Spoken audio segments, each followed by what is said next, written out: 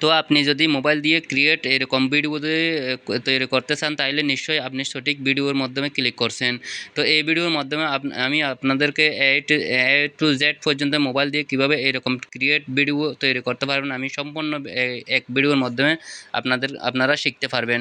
তো দেরি না করে আমি মোবাইলের মাধ্যমে চলে যাই। তো আমি প্রথমে পিক্সেল ল্যাবে চলে গেলাম। পিক্সেল ল্যাবে চলে যাওয়ার পরে 3D চলে গেলাম। 3 ডটে চলে যাওয়ার পরে এটাকে আমি কাস্টম সাইজ করে নিলাম। ইউটিউব থাম্বনেল সাইজ করে আমি নিলাম। তো দেখেন আমি ইউটিউব থাম্বনেলের মধ্যে ক্লিক করলাম। ইউটিউব থাম্বনেল সাইজ করে আমি দিলাম, ওকে করলাম। তো এখানে ওকে করে দিলাম। তো ইউটিউব থাম্বনেল আমি কাস্টম করে নিলাম। তো এখানে একটা লেখা আছে, এটাকে ডিলিট করে দিবেন। ঠিক আছে? ডিলিট করার পরে এখানে প্লাস আইকনে ক্লিক করবেন। মাঝখানে প্লাস আইকন আছে, প্লাস আইকনে ক্লিক করার পরে এখানে গ্যালারিতে যাবেন আপনি। গ্যালারিতে যাওয়ার পরে এরকম একটা ইমেজ নেবেন, পিএনজি ইমেজ নেবেন। এটাকে একটু সুন্দরভাবে একটা দেওয়াল তৈরি করবেন। দেখেন এখানে আমি কিভাবে দেওয়াল তৈরি করতেছি। আপনিও এভাবে একটা দেওয়াল তৈরি করবেন। দেওয়াল তৈরি করার পরে দেখেন আর এটাকে কপি করবেন। কপি করার পরে 3D রুটেটের মধ্যে চলে আসবেন।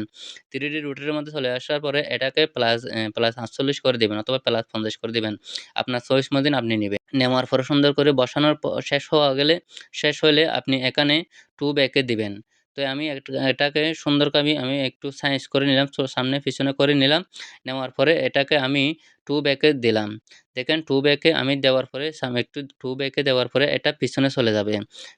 পিছনে চলে গেলে আপনি এটাকে সুন্দরভাবে সামনেরটা একটু ধরে, পিছনেরটা একটু ধরে সুন্দরভাবে বসাইবেন। দেওয়ালটা তৈরি করবেন। দেওয়ালটা তৈরি করা শেষ হয়ে গেলে এখনো সামনেরটা একটু পিছনেরটা একটু লাড়ে আপনার চয়েস মতন দিবেন। এরপরে এটাকে আবার কপি করবেন। কপি করার পরে এটাকেও আমি আবারও 3D রুটেটের মধ্যে চলে যাব। 3D রুটের মধ্যে চলে গেলে আমি ওয়াই অ্যাক্সিস এর মধ্যে ক্লিক করবেন। প্রথমেরটা মাইনাস প্লাস ৪৮ করে নিলাম।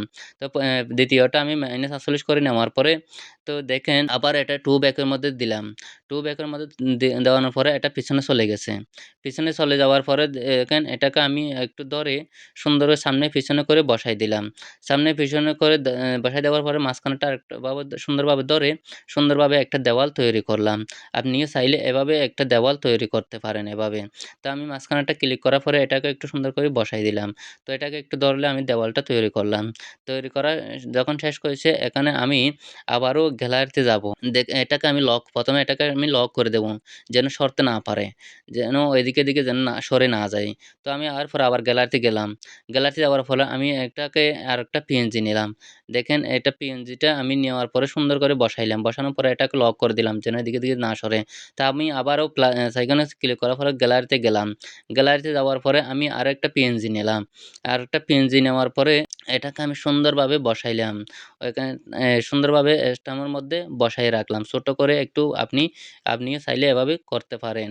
এটাকে একটু ছোট করে সুন্দরভাবে যেন ফিটিং হয় এভাবে আমি বসাই দিলাম। তো বসানোর পরে দেখেন আপনিও এভাবে বসাই দিবেন। তো এটাকে আবার কপি করবেন। আবার কপি করার মানে কপি করার পরে এটাকে ওর সাথে বসাই দিবেন। যেন সুন্দর লাগে একটা স্টুডিও যেন সুন্দর লাগে। তো দেখেন এটাকে সুন্দর করার পরে এটাকে দোনোটাকে আমি লক করে দিলাম। লক করে দেওয়ার পর দেওয়ার আবারও গ্যালারিতে গেলাম। প্লাস গ্যালারিতে আবার আরেকটা পিএনজি নিলাম। পিএনজিটা আমি সুন্দরভাবে এটাকে ছোট করে সাইজ করে নিলাম। নেওয়ার পরে নিচের থাকের মধ্যে বসাই দিলাম। তো দেখেন আমি আরেকটু ছোট করলাম। ছোট করার পরে নিচের তাকের মধ্যে বসাই দিলাম। বসানোর পরে তো আপনিও এভাবে করতে পারেন। তো এটাকে আমি আবারও কপি করতে পারি এবং কপি নাও করতে পারি। তো আমি আরেকটা পিএনজি নিলাম। যেহেতু পিএনজিটা নিলাম সুন্দরভাবে যেন বসাই দিতে পারি। তো আপনি একটু ছোট করে যেহেতু পিএনজিটা এভাবে বসাই দিবেন। তো এটাকে একটু লক করে দিবেন। যেন এদিকে সরে না যায়। হা এ ফ মোবাইলের ক্লিক করলে এভাবে যেন সরতে না পারে। তো আমি আরেকটা পিএনজি নিলাম। গ্যালারিতে যাওয়ার পরে আরেকটা পিএনজি নেওয়ার পরে এটাকেও আমি সুন্দরভাবে পিছনে নিয়ে এটাকেও আমি লক করে দিলাম। লক করে দেওয়ার পরে আবারও গ্যালারিতে গেলাম। গ্যালারিতে যাওয়ার পরে তো আমি এখানটা আরেকটা পিএনজি নিলাম। পিএনজিটা আমি সুন্দরভাবে বসাইলাম। বসানোর পরে আমি আরেকটা পিএনজি নিলাম। আরেকটা পিএনজি নেওয়ার পরে দেখেন এটাও আমি সুন্দরভাবে বসাইলাম। দেখেন একটু সামনে আনলাম আবার পিছনে নিলাম, নেওয়ার পরে আমি এটাকে বরাবরের মধ্যে বসাই দিলাম। তো দেখেন আমি এটাকে বসাই দিলাম। তো এটাকেও আমি কি করলাম সুন্দরভাবে যেন বসাই একটু যেন গ্যালারিটা সুন্দর দেখা যায়। তো আমি এটাকে লক করে দিলাম। লক করে দেওয়ার পরে আবারও প্লাস আইকনে ক্লিক করে গ্যালারিতে গেলাম। গ্যালারিতে গেলার পরে আরেকটা আমি নিচে একটা কার্পেট বিছানোর জন্য একটা নিচেরটা নিলাম। তো আমি এটাকেও আমি 3D রুটেটে গেলাম। প্রথমে একটা এক্স লাগলাম, এখন ওয়াই অ্যাক্সিস লাগলাম, এখন এক্স অ্যাক্সিস এটা ছোট বড় করলে দেখবেন আপনি এটাকে সামনে পিছনে করে এটাকে একটা সুন্দরভাবে কার্পেট বিছাই দিবেন নিচের মধ্যে যেন স্টুডিওটা সুন্দর লাগে। তো আমি এটাকে সুন্দরভাবে বিছানোর পরে এটাকে আমি 2 ব্যাকে দেবো এখন। একটু সামনে নিছিলাম, নেওয়ার পরে এখন পিছনে নিছি, নেওয়ার পরে দেখুন কীভাবে সুন্দর লাগে। তো আমি 2 ব্যাকে দিলাম। 2 ব্যাকে দেওয়ার পরে এটাকে দেখেন কীরকম দেখা যাচ্ছে। একটু লারে দেখবেন কীভাবে সুন্দরভাবে যেন হয়। তো এটাকে দেওয়ার পরে এটাকেও আপনি লক করে দিবেন। লেয়ারে ক্লিক করবেন, লেয়ারে ক্লিক করার পরে এটাকেও আপনি সুন্দরভাবে নিচে টেনে লক করে দিবেন। দেখেন এটা একদম নিচে চলে গেছে। নিচে যাওয়ার পরে এটাকে একটু লক করে এরপরে আরেকটা এখানে দেখেন একটা পিএনজি হয়ে গেছে। তো এটাকে আপনি সেভ করবেন। সেভ করার পরে এখানে আল্ট্রা দিয়ে সেভ করবেন। যেন ভালো সুন্দরভাবে এভাবে গ্যালারিতে ওকে করবেন। আল্ট্রা দিয়ে পিএনজি দিয়ে গ্যালারিতে ক্লিক করবেন। পিএনজিটা সেট করে নেবেন। দেখেন এটা যেন ভালোভাবে হয়। তো এটাকে আমি সেভ করে নিলাম গ্যালারিতে মধ্যে। তো আমি আবারও চলে আসলাম ওই পিক্সেল ল্যাবে। পিক্সেল ল্যাবে চলে আসার পরে আমি এগুলা সবকিছু ডিলিট করে দেবো। যেন ওই আগের থাঁজটা যেন থাকে। তো আমি একটা সবকিছু ডিলিট করে দিতেছি। কারণ ওই সবকিছু ডিলিট করার পরে যেন আমাকে আবারও 3 ডটে যাইয়ে থাম্বনেল ম্যাপ করতে না হয়। তো আমি এখানে একটা টেবিল নিলাম। পিএনজি টেবিল একটা আমি ইউটিউব থেকে আপনারা চাইলে নিতে পারেন। তো আমি ইউটিউব গ্যালারিতে যাওয়ার পরে ইউটিউব থেকে এই টেবিলটা নেওয়ার পরে এটাকে ভালোভাবে সেট করলাম। সেট করার পরে রিলেশন পজিশনে গেলাম। পজিশনের মাঝখানেটা আপনি ক্লিক করবেন। দেখেন মাঝখানেটা ক্লিক করলে আপনি বরাবর পজিশনের মধ্যে বসে গেছে এটা। তো এটাকে আমি লক করে দিলাম। লক করে দেওয়া আবারও গ্যালারিতে গেলাম। গ্যালারিতে যাওয়ার পরে আমি একটা চেয়ার নিলাম, গেম চেয়ার নিলাম।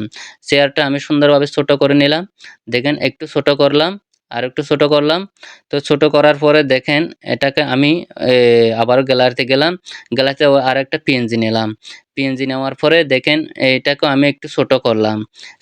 একটু ছোট করে যেন চেয়ারে যেভাবে বসে যায় সুন্দর লাগে এভাবে করে আমি নিলাম।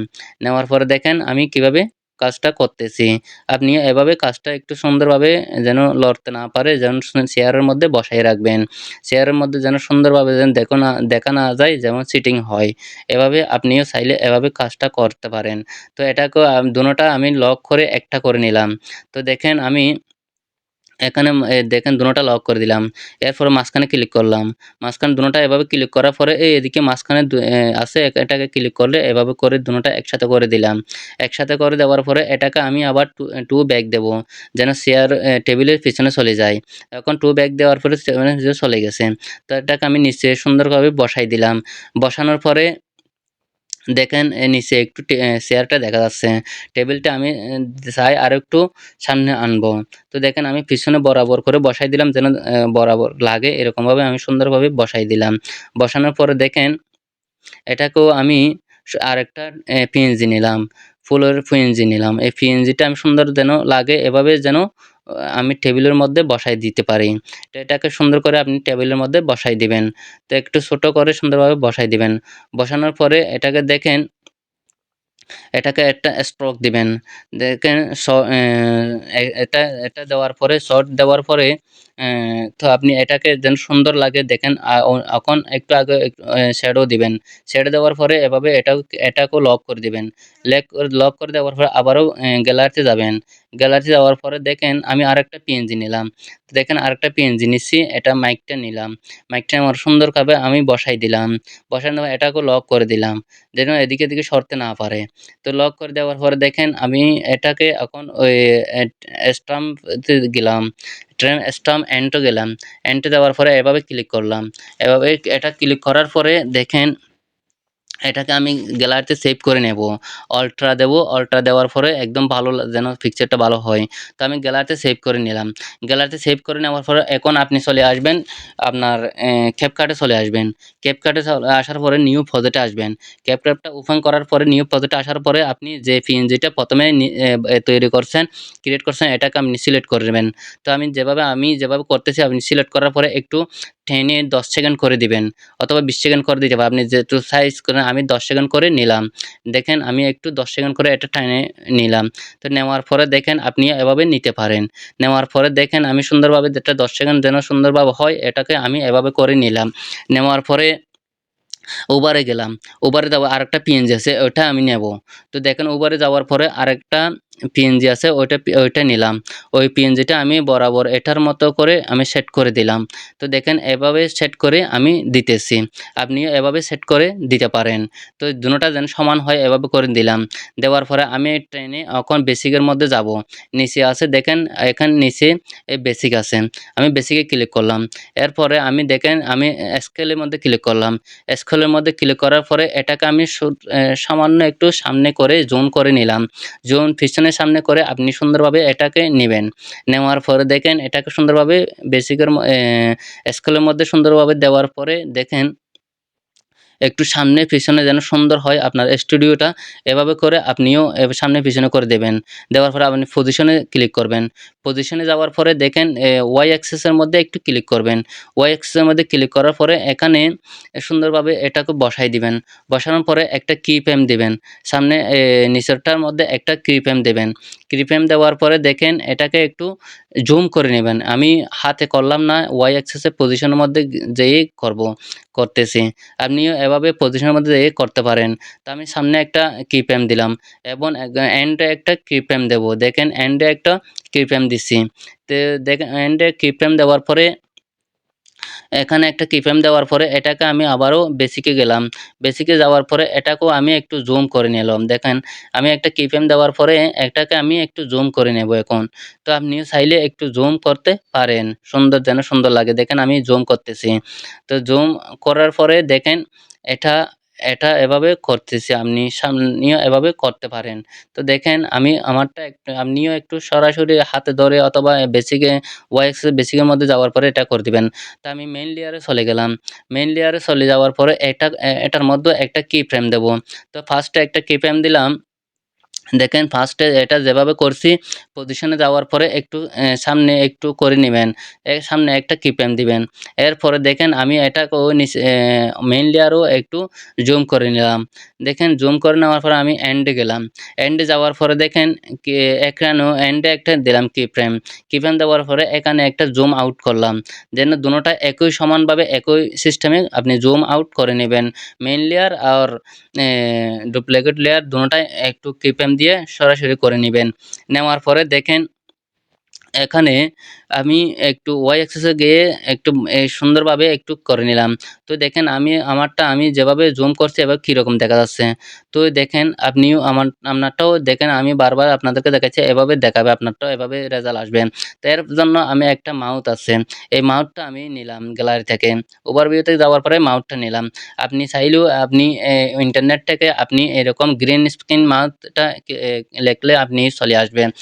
না পারলে আমার এখানে চলে আসবেন। তো এরপরে এটা সেট করার পরে আমি ক্রোম ব্রাউজারে চলে গেলাম।